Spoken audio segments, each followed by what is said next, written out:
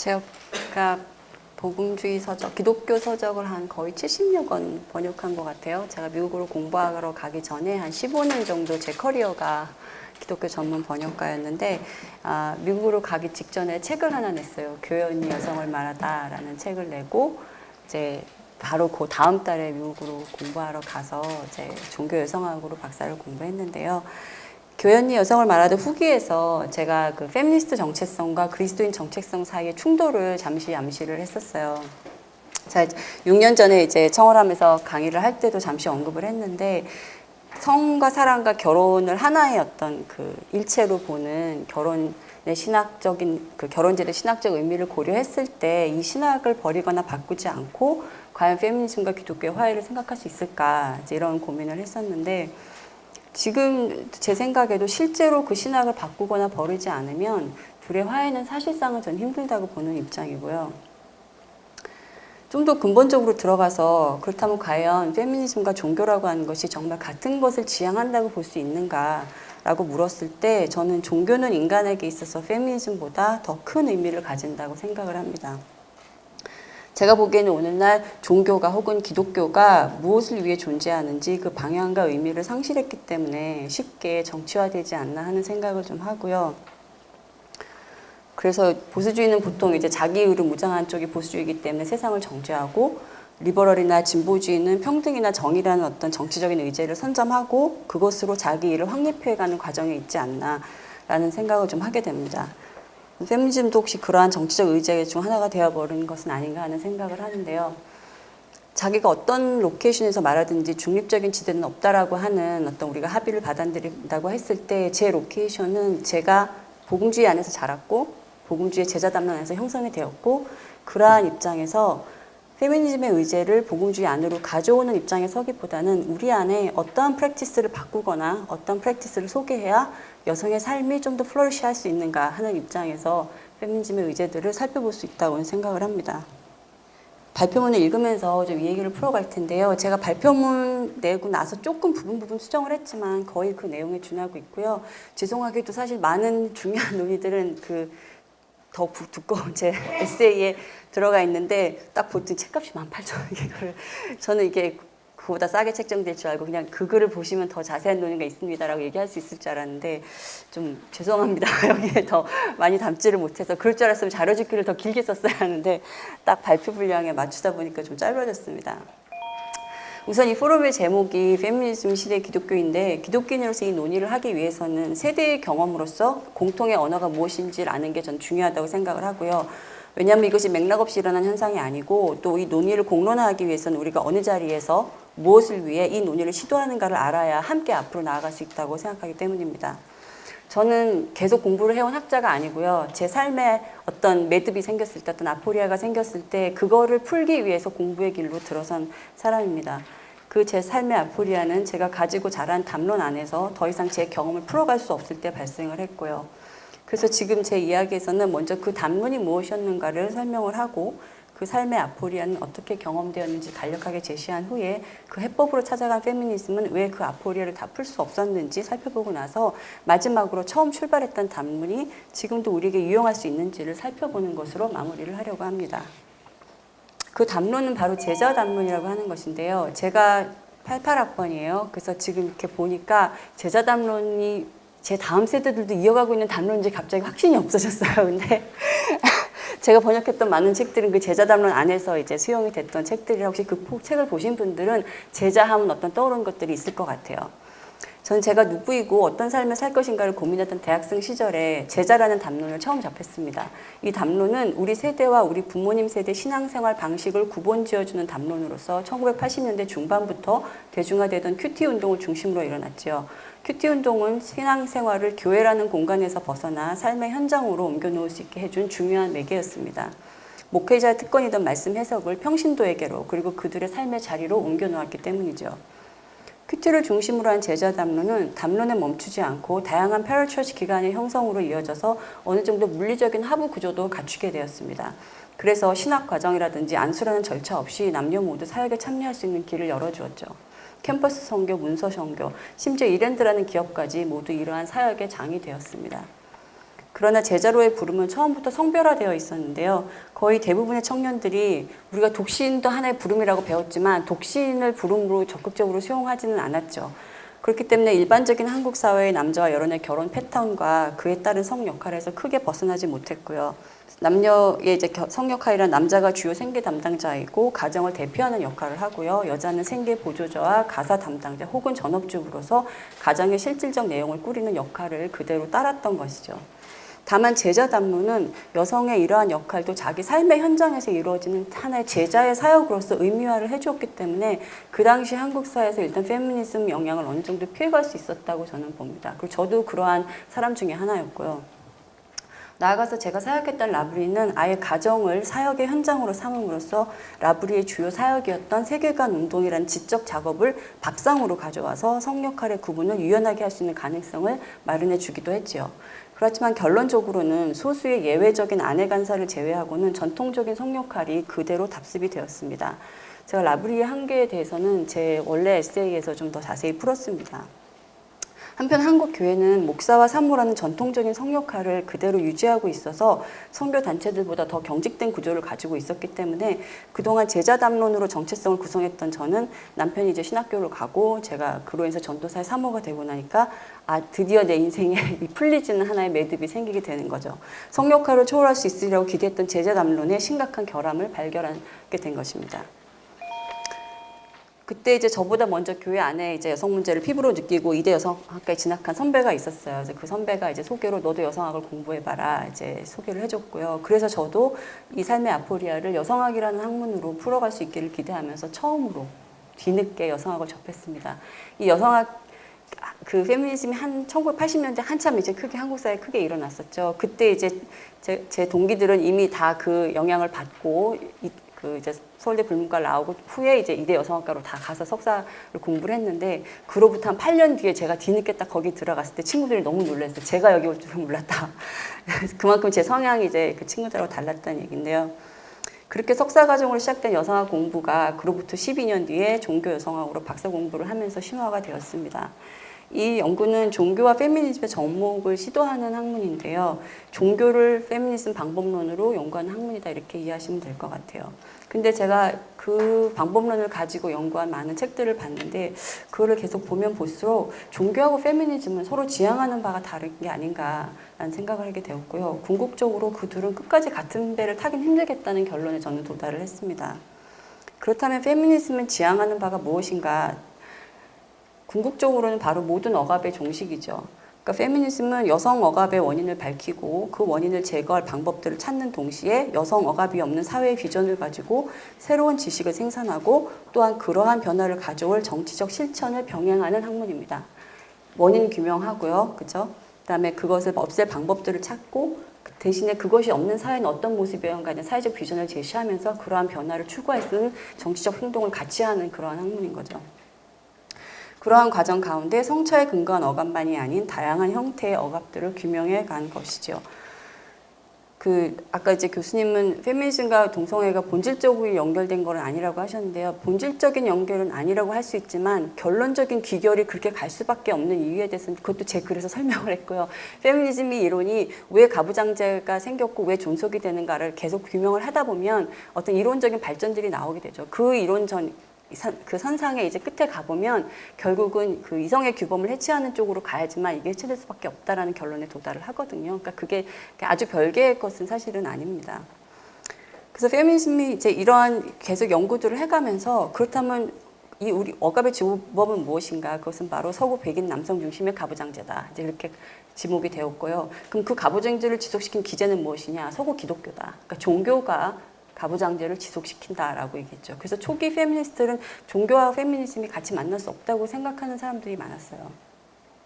종교는 왜냐하면 우리가 교회에서 배운 대로 뭐 순종이라 이런 것들을 종교적인 권위를 가지고 가르치기 때문에 거기에 저항할 방법론을 아예 처음부터 뺏어버리잖아요. 그러니까 종교가 바로 가부장제를 지속시키는 굉장히 강력한 기제다 이렇게 얘기를 하게 되는 거죠.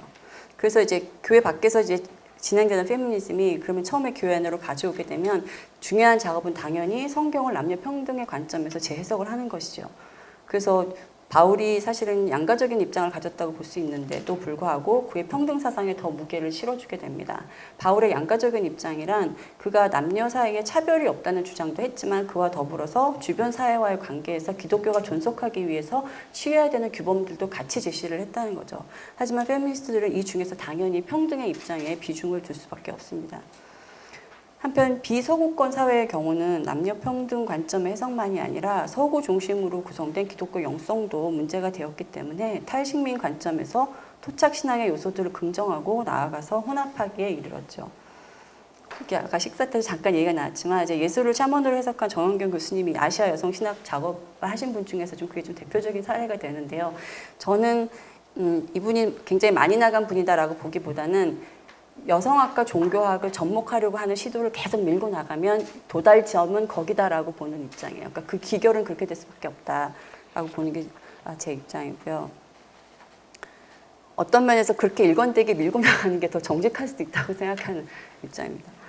모든 억압의 종식을 의제로 하는 이러한 리버럴즘이 지향하는 것이 결국 모든 개인은 선택할 자유가 있어야 되고 그 선택으로 인해서 차별이나 불편을 겪어서는 안 된다는 게 이제 그 정치적인 의지 안에 담고 있는 어떤 의도라고 해야 되나? 이제 그런 건데요.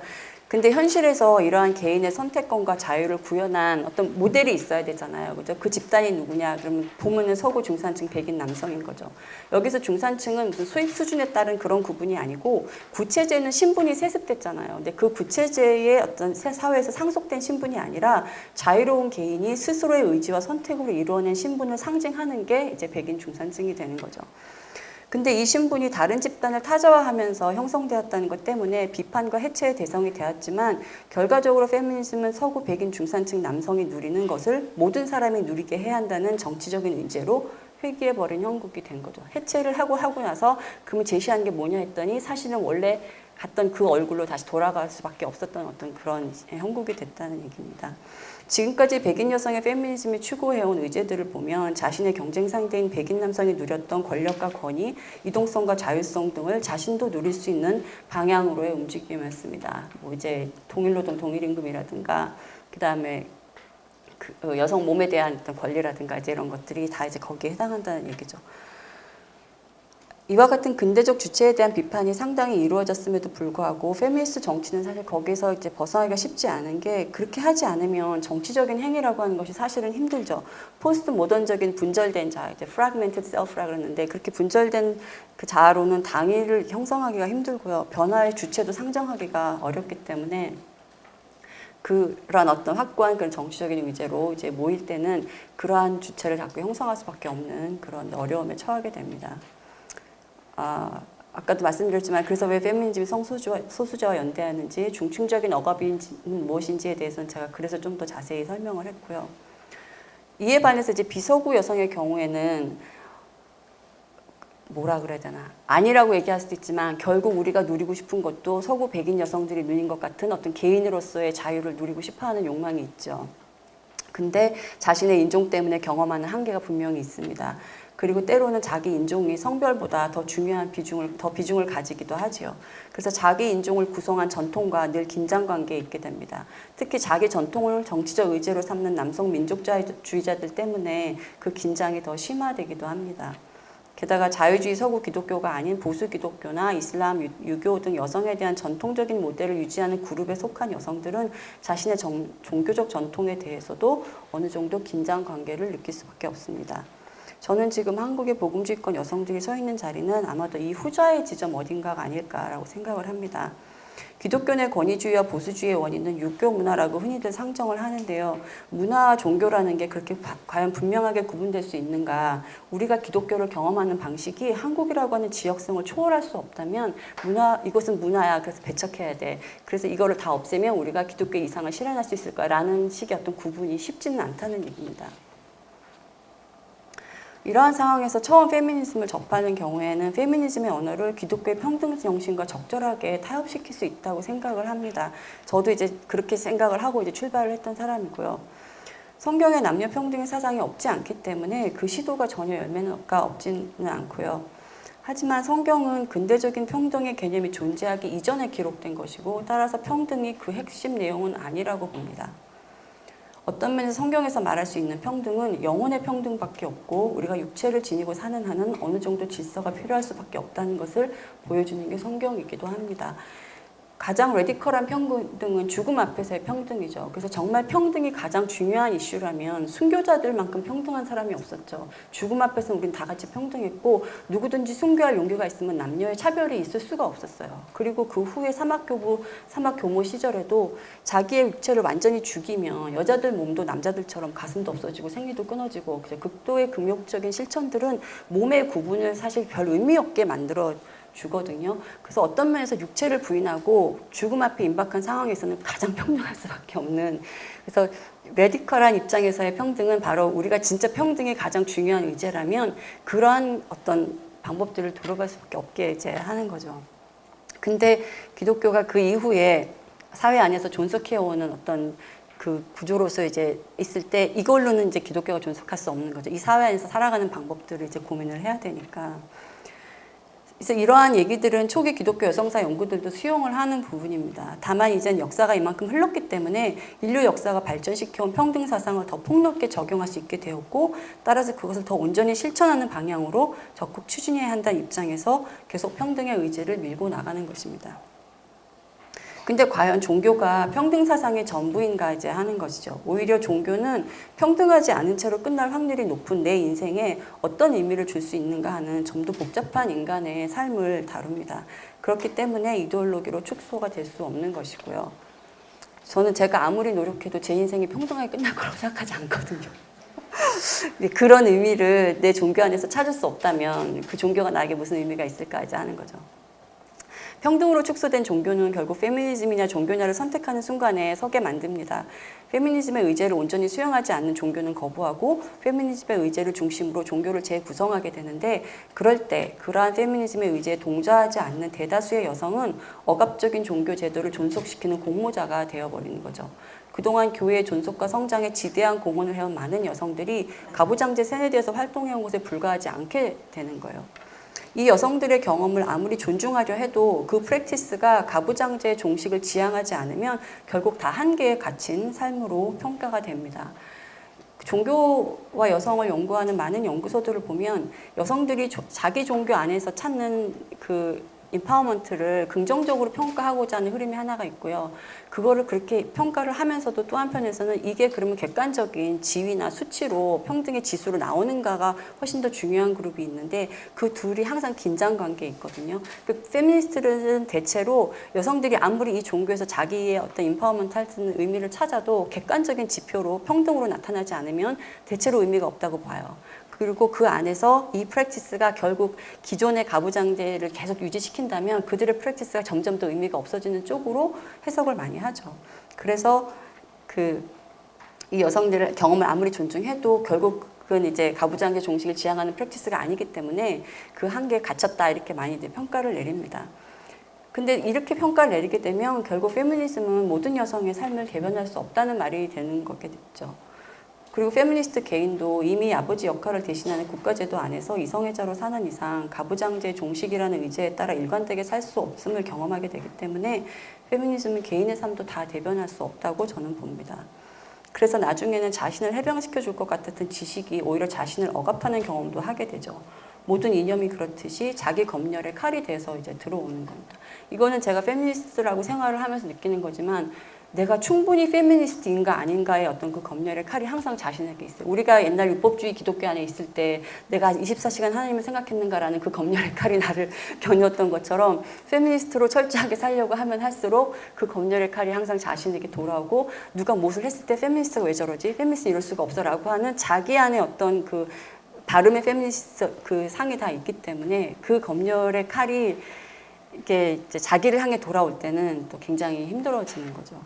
이렇게 뭔가를 해체하고 이제 우리가 어떤 대상을 향해서 잘못되었다라고 지적할 때는 굉장히 신나게 이제 얘기를 할 수 있는데, 그 단계를 지나고 나서 그 다음에 구성하고자 하는 그 다음 단계에 가면은 훨씬 더 좀 이렇게 무거워질 수밖에, 좀 이제 신중해질 수밖에 없는 이제 그런 것 같아요.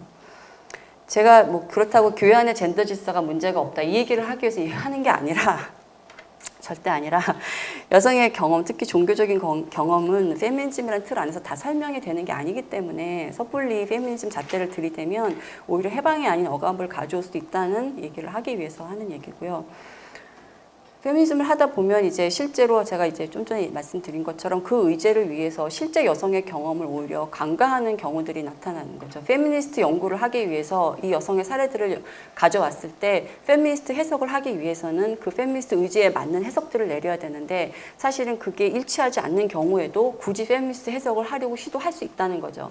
이제 거기서 이제 그렇게 하지 않고 이 여자들은 보니까 이러이러한 페미니스트 의제를 가지고 있었음에도 불구하고 궁극적으로는 우리가 보기에 전통적인 선택을 했다라는 말을 해버리면 이게 이제 균열이 일어나잖아요. 그러니까는 이제 그런 해석을 잘 안 내리려고 하는 경향들이 있죠. 그래서 이제 왜 여성들 스스로가 그런 이제 가부장제를 존속시킨 선택을 했는가라고 얘기를 했을 때 이제 왜 이 사람들은 여기에 동조하는 거야? 라는 이제 그런 얘기들이 나오게 되는데 그 선택이 여성들이 하는 선택으로서 의미 있고 유효한 선택이 되기 위해서는 삶의 다양한 조건들을 같이 보아야 한다는 거죠. 단지 페미니즘이라는 것만 가져갈 게 아니라. 그렇다면 제자담론은 이러한 페미니스트 의제에 반해서 우리에게 무엇을 줄 수 있는가? 제가 여러 권의 이제 신학책들을 번역하고 하면서 내린 결론은 우리가 경험했던 제자담론의 강점은 크게 두 가지로 좀 정리를 해봤습니다. 하나는 제자의 영성과 연결이 되면서 율법주의 기독교에서 벗어나게 해줬다는 거죠. 자기 검열의 언어로 작동할 수 있었던 기독교를 유진 피터슨과 같은 저자는 삶과 인격의 언어로 풀어냄으로써 우리가 경직된 기독교에 갇히지 않을 수 있게 해주었다고 저는 봅니다. 두 번째 강점은 개인의 자리를 만들어준다는 것입니다. 이 개인의 자리를 만든다는 게 사실은 가장 중요한 어떤 이슈인 것 같아요. 한국 사회에서 개인의 자리를 만드는 게 얼마나 힘든지를 우리가 알기 때문에. 근데 제자는 개인이 받는 부름이죠. 남편이나 아버지가 대신 받지 않습니다. 그래서 제자 담론을 공유할 수 있는 공동체 안에서는 제자의 부름을 받아서 가는 개인에 대한 배려를 할 수 있는 공간을 만들 수 있죠. 이 사람이 정말 제자의 부름을 받았다고 스스로도 확신하고 본인이 그거를 보여줄 수 있다면 그 사람이 가는 길에 대해서 뭐 저처럼 사모가 혼자 유학을 떠나든 뭐 이제죠 이런 다른 일을 하든 아 저 사람은 제자의 부름을 받아서 가는구나라고 이제 얘기해 줄 수 있다는 거죠. 그래서 제가 사모라는 역할에 갇혀서 힘들어할 때 문득 떠오른 게 아, 하나님이 내게 주신 제자로서 삶은 어디 갔는가? 나 평생 남편 이렇게 뒷바라지 하라고 제자로 부름받은 것 같지 않은데 그 삶은 어디로 갔는가? 라는 이제 생각을 하게 됐어요.